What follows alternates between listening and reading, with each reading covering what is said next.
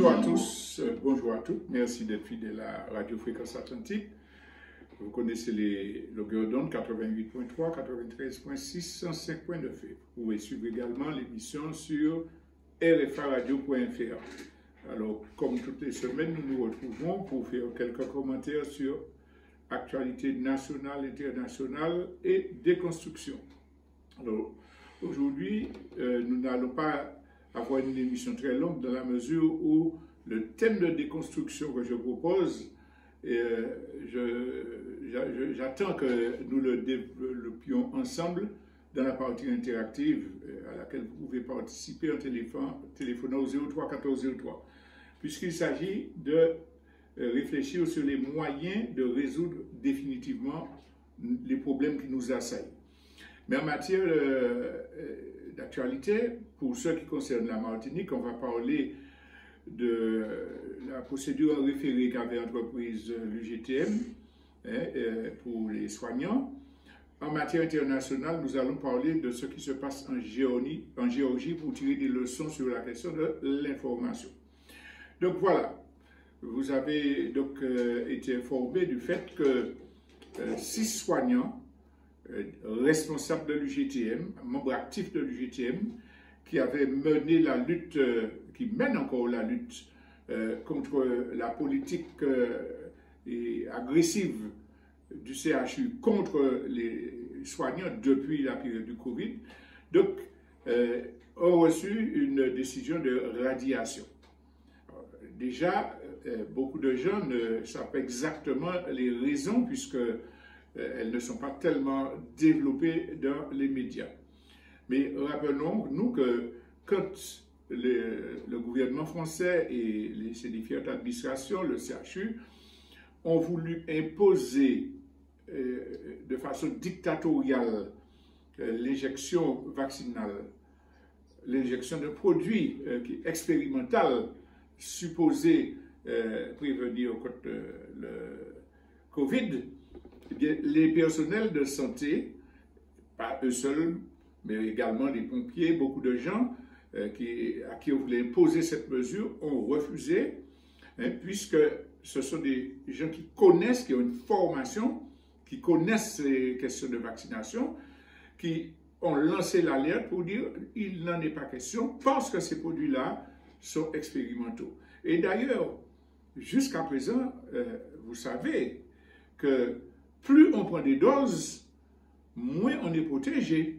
Pour la bonne raison qu'au départ, on avait dit 1 dose, 2 doses, 3 doses, et puis maintenant, ça répète qu'il faut prendre des doses. Pourquoi? Parce qu'il s'agit de produits expérimentaux, notamment avec une technologie qui s'appelle ARN messager, qui n'a rien à voir avec le processus de vaccination traditionnel. Alors, il n'est pas inintéressant de rappeler tout cela pour que les gens comprennent que les personnels de santé sont dans leur droit total. Donc, les vaccins traditionnels consistaient à injecter un virus affaibli, atrophié, très faible, dans le corps, et c'est le corps humain qui a la faculté de produire des défenses, des anticorps, qui neutralisent ce vaccin amoindri, ce microbe amoindri, pardon. Et donc, quand après le virus arrive, quand le corps est attaqué, eh bien, il est déjà porteur d'anticorps qui neutralisent l'agent étranger. Ça, c'est les virus traditionnels. Mais là, il s'agit d'autre chose. Pardon? Vaccin traditionnel. Vaccin traditionnel, ah là là. Je vous prie de m'excuser déjà parce que la fatigue me fait faire des lapsus. Donc, ça, c'est le vaccin traditionnel.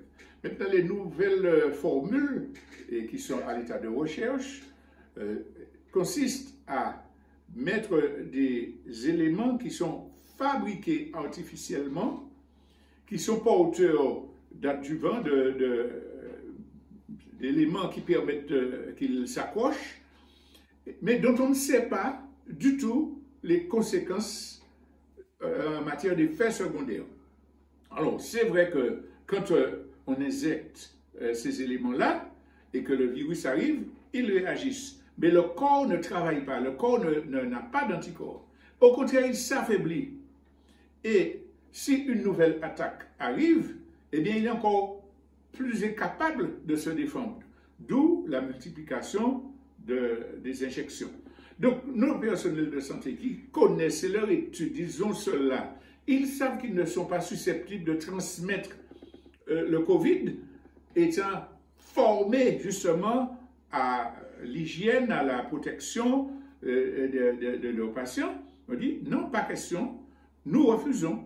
Alors, beaucoup ont été suspendus, plus tard, quelques-uns ont été repris, mais quand le chantage a été fait sur ces personnels-là, pour leur dire, bon, on vous reprend, mais il faut être vacciné. Ils ont dit, non, nous nous mettons en droit de retrait. Le droit de retrait, c'est une disposition légale qui permet à une personne qui est dans un emploi de refuser de faire quelque chose quand il est avéré, quand il est sûr que sa vie, son intégrité est en danger. Mais vraiment, personne ne peut nier que c'est un droit de retrait légitime, puisqu'on n'en parle pas après avoir trompé la population pour vendre les vaccins de leurs amis Pfizer et autres.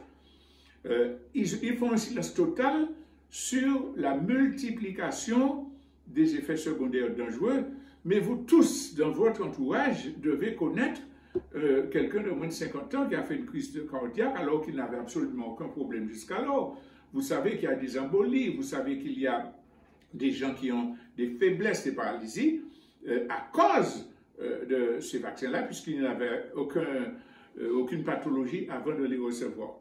Donc, on n'en parle pas, n'empêche que le personnel de santé est conforté dans sa position de dire « je fais un droit de retrait, je refuse votre vaccin ». Évidemment, c'est le chantage de l'hôpital, vous n'aurez pas de salaire, vous ne remplissez pas vos fonctions, etc. Donc, ils arrivent à prononcer la rétrogradation, enfin la révocation plutôt, malgré des accords qui avaient déjà été pris avec la direction syndicale. C'est ça les faits. Le syndicat décide d'aller en référé, dire nous demandons de condamner le CHU qui ne respecte pas notre droit de retrait légal et en dépit des promesses qu'il avait faites. Alors, le tribunal donne raison au CHU. Ce qui veut dire que la justice avalise une violation du droit des personnels. Alors, on sait toujours qu'il y a des gens lâches, des gens qui aiment la division, des gens jaloux, tout ce qu'on veut, qui vont dire « Ah, Yonika prend travail là, ah, c'est yo qui les fait droit de retrait ». Mais vous savez que nous sommes dans un processus de fascisation, une dictature qui s'installe, et chaque fois qu'on accepte une violation de nos droits, cette dictature-là se conforte. Le droit syndical, le droit du travail est totalement piétiné. Là, on parle de droit de retrait, mais plus généralement, nous avons déjà souvent dit sur la radio que sous l'égide de Macron, on a attaqué les possibilités que les travailleurs injustement licenciés, ayant subi des actes de voyous, de patrons de voyous, n'ont plus les mêmes possibilités d'être indemnisés.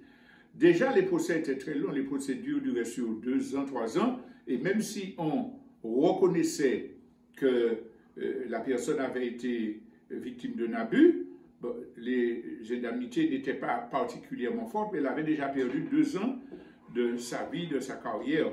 Eh bien, M. Macron, avec sa politique ultralibérale, a fait modifier la loi pour dire que les patrons voyous ne doivent pas être fortement condamnés, même s'il est établi qu'ils ont fait un acte de délinquance. Mais si on continue à mettre des indemnités très importantes sur les patrons voyous, ça va décourager l'emploi, parce que les autres patrons auront peur d'embaucher quelqu'un si c'est vraiment du sabotage cynique du droit international. Donc, évidemment, les travailleurs de l'UJTM ne vont pas baisser les bras, d'autant plus que c'est un syndicat qui agit de façon très conséquente dans le secteur de la santé. S'il n'avait pas été à l'hôpital de Trinité, il y a longtemps que l'hôpital serait déjà fermé. Donc, sur ce point-là, ce que nous voulons dire, c'est que c'est le monde syndical, c'est les droits généraux qui sont attaqués et que nous devons absolument soutenir ce personnel-là jusqu'à leur réintégration. Concernant la question internationale, je veux parler des événements qui se déroulent en Géorgie. Alors, tous les médias occidentaux montrent des dizaines de milliers de gens qui luttent contre des atteintes à la démocratie. Ce gouvernement veut mettre une loi pour empêcher la liberté d'expression, la liberté, les droits des travailleurs. C'est le message. Et puis quand il y a des manifestations, elles sont réprimées. On glisse dans cette affaire qui se passe en Géorgie une campagne massive contre la Russie. Le gouvernement géorgien veut faire passer une loi russe. Il veut faire passer une loi russe, c'est la Russie. C'est la Russie qui est attaquée. C'est la Russie, c'est la Russie. En Géorgie, un gouvernement prend une loi concernant le financement d'organisations, c'est une loi russe. Mais plus grave, dans le Parlement, les gens qui s'opposent au gouvernement s'affrontent violemment, physiquement. Ceux qui sont contre le gouvernement interrompent les séances parce que oui, c'est une loi russe, c'est une loi dictatoriale. Un combat se fait et entre députés, des députés donnent des coups de poing à un défenseur de la démocratie occidentale. Il est blessé, il a un bandeau, etc. Il fait un discours devant les milliers de gens. Oui, ce sont les coups de Poutine, ce sont les coups de la Russie. Je suis la victime de la loi russe. Vous comprenez bien? On est en Géorgie, un gouvernement qui fait une proposition de loi. Des gens se battent, c'est des coups de la Russie et de Poutine qui sont sur mon visage. Ça s'ajoute à toute la campagne qui est faite depuis le début de la guerre en Ukraine, mais ça reste dans les inconsciences. Alors maintenant, il faut qu'on parle de quelle est cette loi? Quelle est la loi Poutine? Est-ce que c'est en Russie seulement qu'elle existe et puis qu'on vient l'appliquer en Géorgie? Est-ce que les journalistes qui parlent de la Géorgie vous expliquent quelle est cette loi? Est-ce qu'ils ont comparé ça avec ce qui se fait en France? Jamais. C'est un exemple, j'ai parlé de cela parce que c'est un exemple de la manipulation, de la désinformation, de l'intoxication, de la manipulation mentale qui nous montre à quel degré de bassesse nous sommes arrivés à travers la bouche des journalistes occidentaux au service des multinationales. Allons en France. N'y a-t-il pas une loi qui interdit et qui a été aggravée aux pays étrangers de financer les mosquées des musulmans qui sont en France? Il y a une loi qui dit les musulmans français qui sont liés aux musulmans du Maroc, etc., mais ne doivent pas recevoir de fonds pour pouvoir construire des mosquées. Attention, les autres pays peuvent recevoir de l'argent du Vatican pour créer des églises, partout dans le monde. Mais comme c'est l'islam, nous ne voulons pas que des pays musulmans financent des mosquées en France. Parce qu'ils vont influencer, parce que quand des gens reçoivent de l'argent de l'étranger, ils sont allés au solde, etc. Ça, c'est en France. Dans le monde économique, pour défendre leurs entreprises, les entreprises françaises, tout ce temps dernier, il y avait ça. Nous ne voulons pas que des capitaux chinois investissent dans des entreprises françaises. Il faut limiter, et dès qu'ils montent un certain nombre, il faut bloquer, prendre des dispositions. On n'accepte pas que des capitaux de l'argent sortent des autres pays et adversaires, Russie, Chine, etc., Thaïlande, pour venir concurrencer ces entreprises. Parce que si l'autre investit, celui qui a l'argent, c'est lui qui commande, il peut influencer, etc. On est toujours en France. Les partis politiques.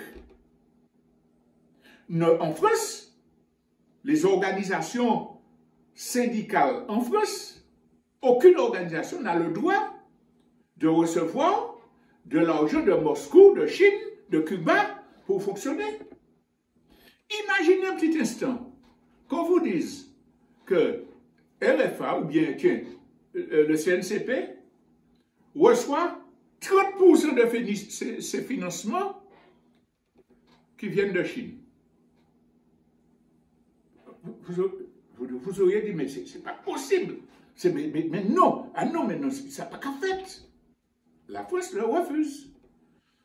Même quand il s'agit de prêts, nous sommes absolument contre le Front National, nous dénonçons Le Pen, nous allons la combattre jusqu'au bout. Mais quand Marine Le Pen a fait un prêt bancaire en Russie pour faire sa campagne, parce que les banques françaises ne lui prêtaient pas de l'argent, la classe politique unanime et la population a dit, voilà, c'est que la Russie, un prêt, la Russie manipule, etc. Ça, c'est la réalité en France et dans tous les pays du monde. Les États-Unis vont accepter qu'une association écologique reçoive de l'argent de la Turquie. Mais c'est la loi, c'est la règle. Le gouvernement géorgien, sur son terrain, a des organisations dites non gouvernementales, opposées, qui organisent des manifestations contre lui. Il dit, bon, si une organisation reçoit plus de 30% de ses financements de l'étranger, elle est considérée comme organisation qui travaille pour l'étranger. Il n'a pas dit droit faire ça. C'est comme ça qu'ils ont déstabilisé Haïti. Haïti, on va reprendre cet exemple-là dans le débat. Vous imaginez, mais c'est le droit fondamental de tout pays à se protéger, à refuser de l'argent étranger, parce que l'argent étranger dont le gouvernement géorgien parle vient de ses ennemis, des États-Unis, du Canada, de l'Europe. Il n'a pas dit droit faire ça, c'est une dictature. Mais comme nous n'entendons pas ça, nous buvons la propagande occidentale et ça alimente notre haine, notre méfiance contre la Russie. Voilà un bel exemple de manipulation d'information. Quand on dit ça, cela ne veut pas dire qu'on prenne position pour le gouvernement géorgien. Ça ne veut pas dire que le gouvernement géorgien n'a pas les libertés, etc. Ça, c'est une autre affaire. Et nous avons le devoir de soutenir les luttes contre les attaques aux libertés du peuple géorgien, comme nous le faisons pour les attaques contre le peuple français par Macron. Mais ce qui se passe, c'est une déstabilisation. Ils vont me souffler qu'en Haïti. Pourquoi Haïti est bloqué comme ça? Mes amis, il faut savoir pourquoi Haïti ne peut pas avoir un gouvernement. Ce n'est pas parce que les Haïtiens sont incapables d'avoir un gouvernement, c'est parce que les États impérialistes bloquent toutes ces possibilités financières que les FMI les tremblent et envoient des ONG qui sont financées puissamment. Donc, des Américains qui viennent, ils ont mis l'argent passé au gouvernement haïtien. Ils ont fait l'école, ils ont fait manger, etc. Haïti, c'est le pays qui a le plus d'ONG au kilomètre carré pour la santé, pour l'école, pour tout bagaille, pour les religions, etc. C'est lui qui a pris privé. Mais c'est parce que les ONG sont des chevaux de Troie pour contrôler le pays et prendre le contre-pied du gouvernement. Dans le cas d'Haïti, ils vont plus loin, puisqu'ils interdisent au peuple haïtien d'avoir un gouvernement. Chaque fois qu'il a un gouvernement stable, il faut un coup d'État. C'est la CIA qui a fait le coup d'État de Cédras, etc., etc. Donc, on voit bien que dans l'exemple de la Géorgie, ça fait partie de la guerre idéologique, de la guerre de position pour essayer de maintenir à la dictature des puissances impérialistes occidentales. Donc, on va faire une respiration musicale avant de passer à la partie déconstruction.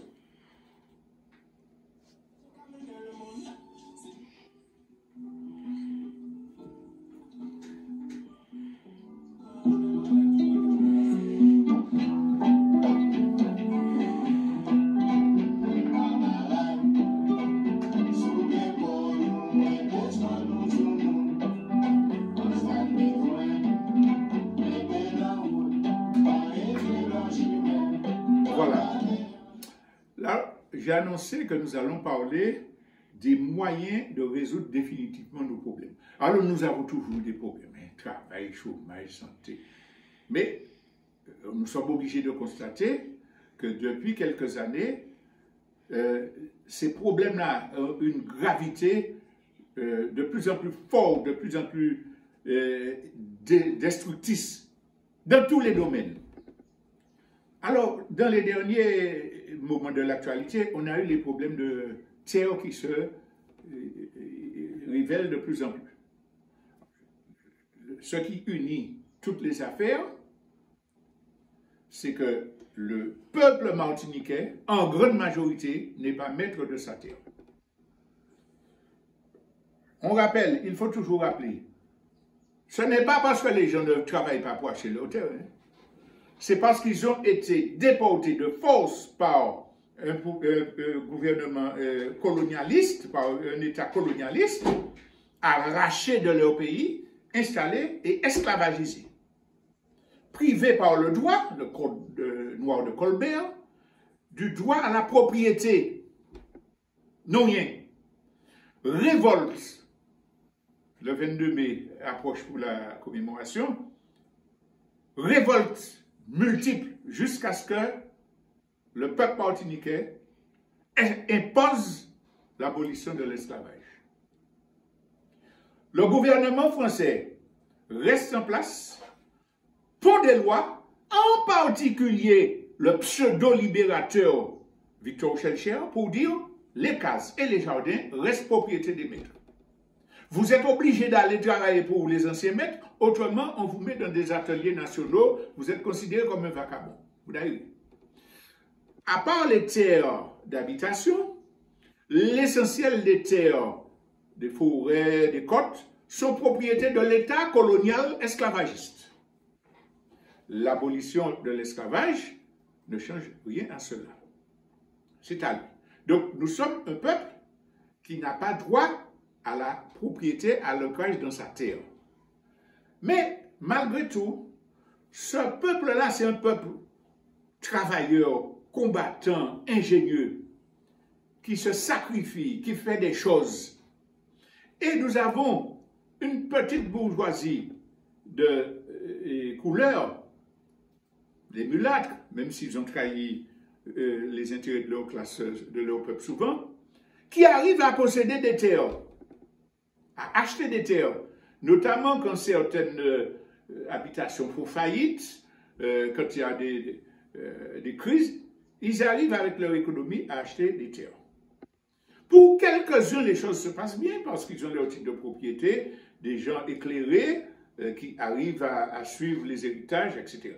Mais il y en a beaucoup qui ne peuvent pas suivre l'héritage. Ils s'en vont sans que les héritiers sachent qu'ils ont un titre de propriété.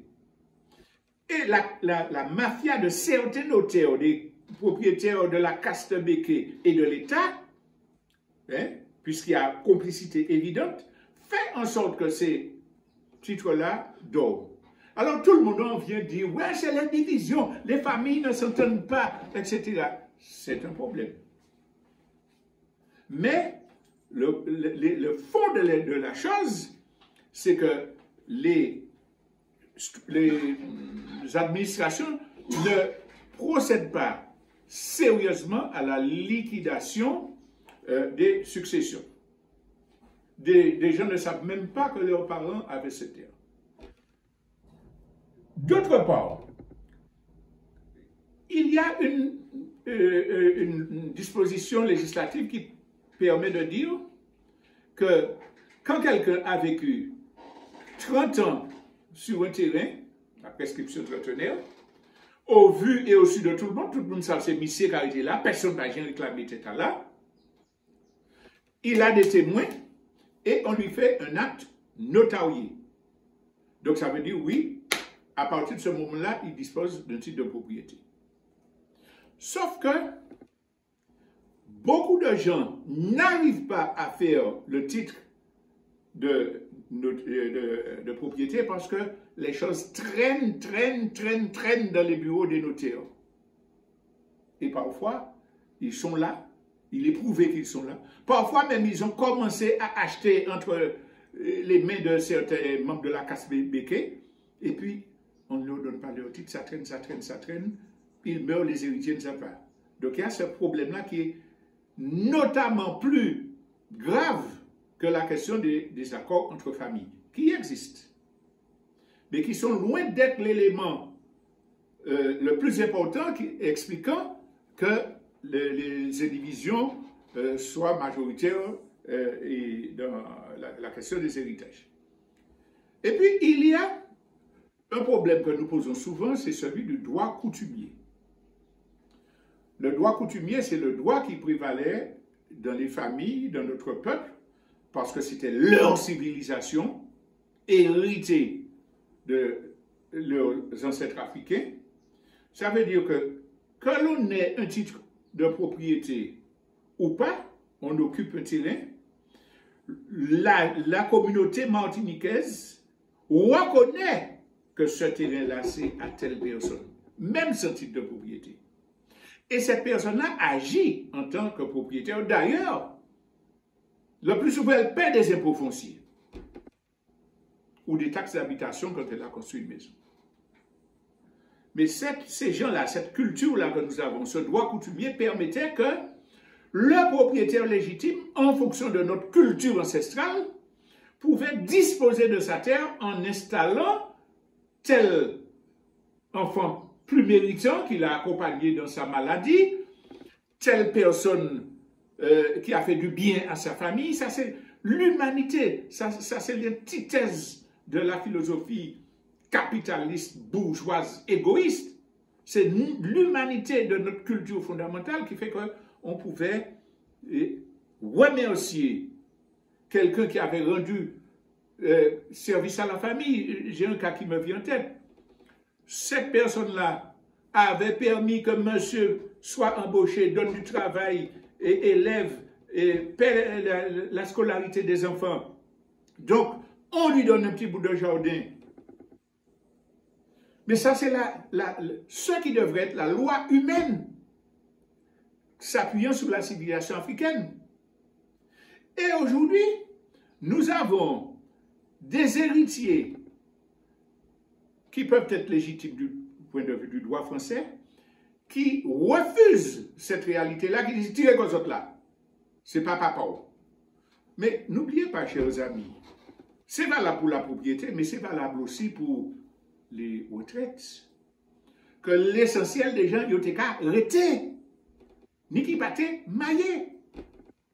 Mais la famille était reconnue, constituée.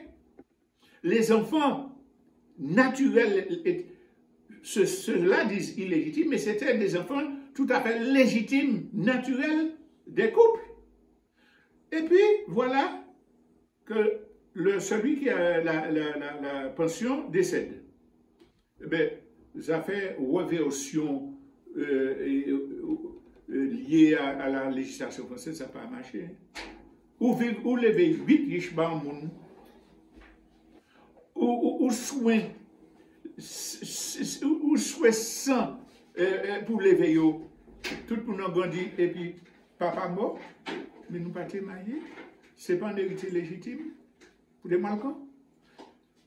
Nous ne devons pas accepter une loi française qui ne tient pas compte de notre réalité sociologique, qui est injuste, inéquitable. J'ai pris cet exemple-là pour montrer la terre. Mais dans tous les domaines, nous ne pouvons pas régler les problèmes dans le cadre de la soumission à un État colonial bourgeois. On a parlé du problème de terre, mais les problèmes de santé et d'éducation, est-ce qu'on peut régler cela? Nous ne pouvons pas régler le problème de l'emploi en Martinique. L'État français dit, ah, vous avez passé un concours national, et puis des jacos répètent aliénés, et afro-descendants disent, ah, ils ont passé un concours national. On les envoie à Trifouilly-Soulon, casse leur ménage, ils ne peuvent pas s'occuper de leurs parents grabataires, et puis on fait de la publicité pour que des Français de France viennent s'installer aux Antilles. Publicité caoulée, si vous voulez avoir des conteneurs pour aller vous installer aux Antilles, touchez nous.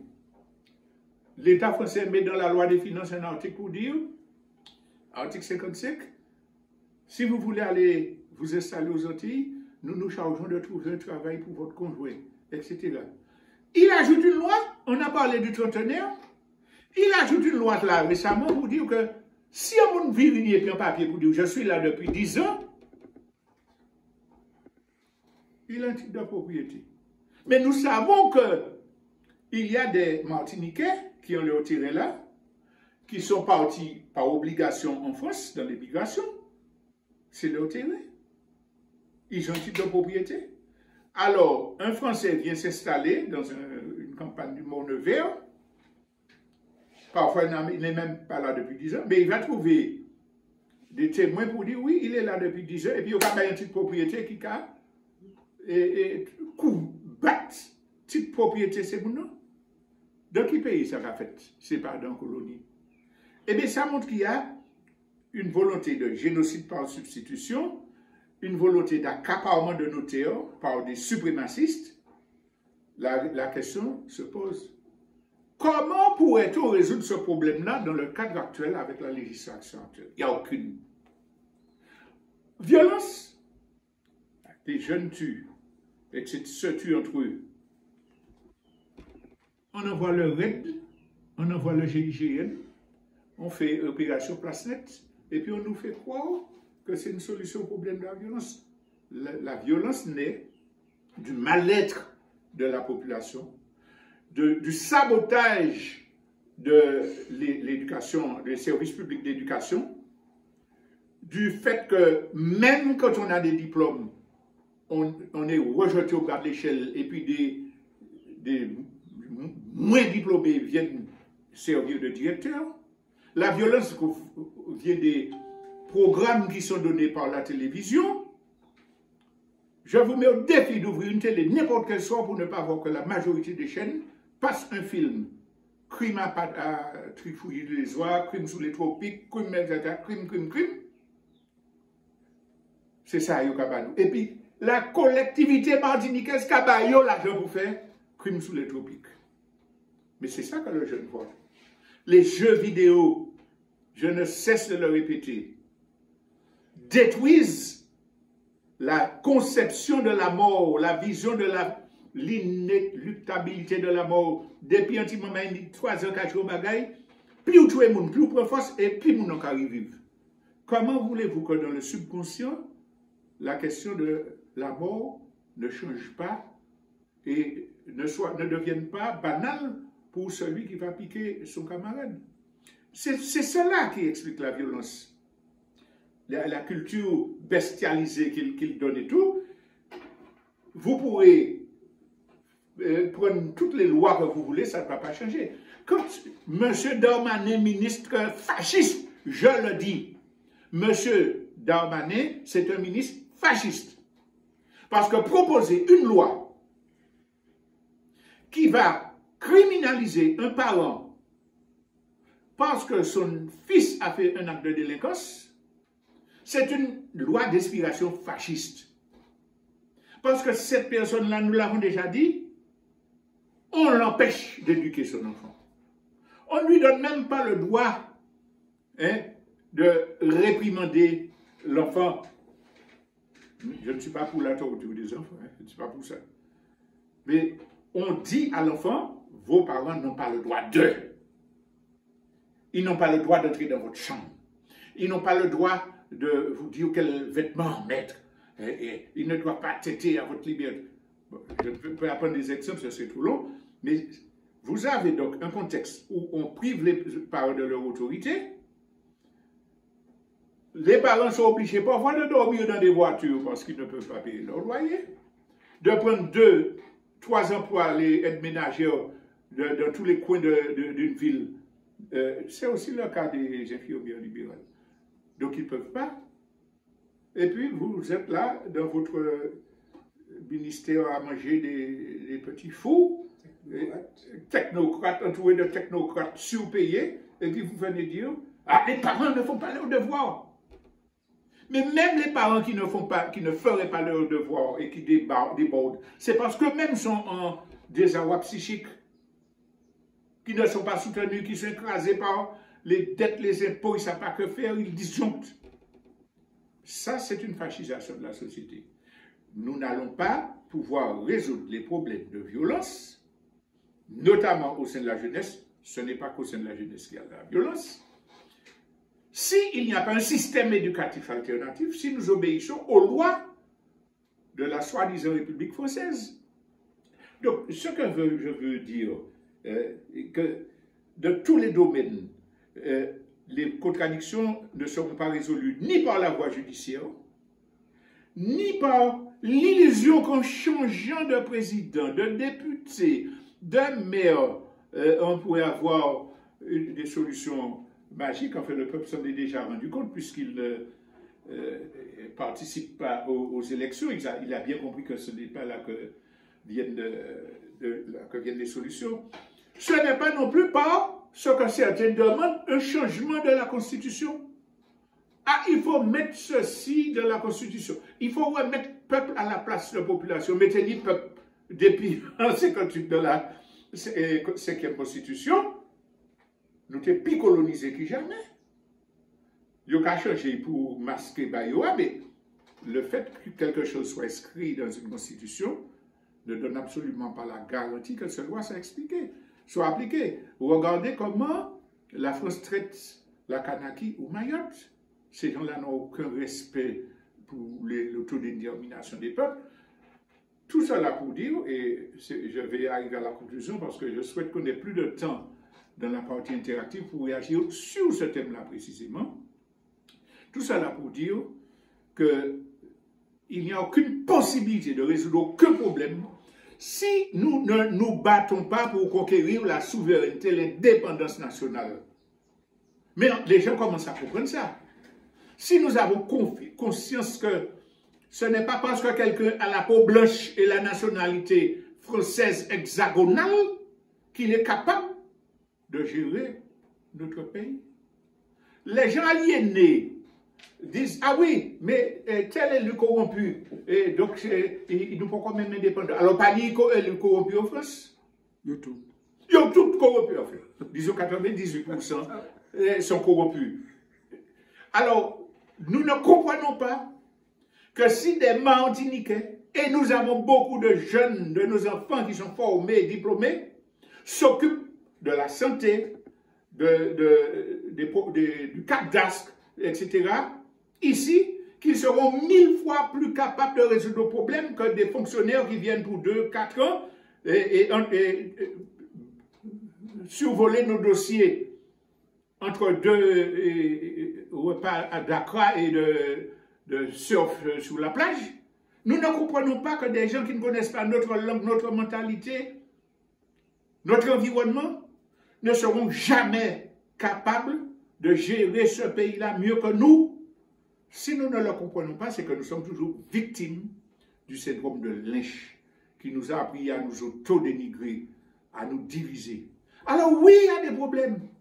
Comme dans tous les pays du monde, il y a des luttes de classe. Il y a des gens qui vont défendre leur intérêt au détriment des autres. Oui, comme dans tous les pays, il y a des gens jaloux, des gens méchants. Et ça existe partout dans tous les pays du monde, sans exception. En Chine, à Cuba, en Russie, ni ça. Mais si vous êtes maître de votre pays et que les gens qui sont la majorité et qui veulent construire un pays dans l'intérêt de la majorité, s'organisent pour fixer le cap, proposer des lois, se protéger, lutter contre les déviations, notre pays, Martinique, pourra être une lumière dans la Caraïbe. Nous avons déjà tant porté au monde. Notre histoire que nous n'apprenons pas aux jeunes a tellement montré la force de ce peuple. C'est le premier territoire dépendant de la France qui a chassé l'amiral Robert Vichiste Pétainis grâce à la révolte des soldats de Balata. C'est ce pays-là, la Martinique, qui est au cœur du développement des arts, des sciences, en envoyant ses ressortissants briller, violonistes par aussi, etc., médecins par là. La Martinique, c'est ça. Et nous sommes un projet qui a su prendre du bon de toutes les civilisations, s'asseoir sur l'humanité des civilisations fondamentales africaines de laquelle nous sommes issus. Nous sommes capables de ça, la Martinique. Donc, je cite de mémoire elle a toujours été soit première, soit deuxième dans les dons aux catastrophes. Quand on a parlé de Fréjus, etc., il y avait des quêtes dans tous les départements, tout ça. La Martinique se mettait toujours au premier, deuxième, voire au troisième rang, enfin vraiment au troisième rang, en matière de dons par rapport à la population. C'est ça la Martinique. Donc, reprenons confiance en nous, sachant que nous avons besoin de notre unité, de notre intelligence collective, que nous aurons des combats à mener contre nos propres faiblesses, contre les ennemis de l'intérieur, mais que nous sommes capables de faire les colonialistes français, puis les petits suprématistes arrogants qui commencent à lever la tête, prenant mes services avant, comme cela a été le cas au Niger, au Mali, au Burkina. Nous serons capables de le faire ici et nous serons capables de développer un pays alternatif, un pays neuf. Donc voilà ce que je souhaitais poser comme problématique et je vous invite vraiment instamment à participer à la deuxième partie de l'émission interactive sur ce thème-là en téléphonant au 03 14 03. Merci de votre attention.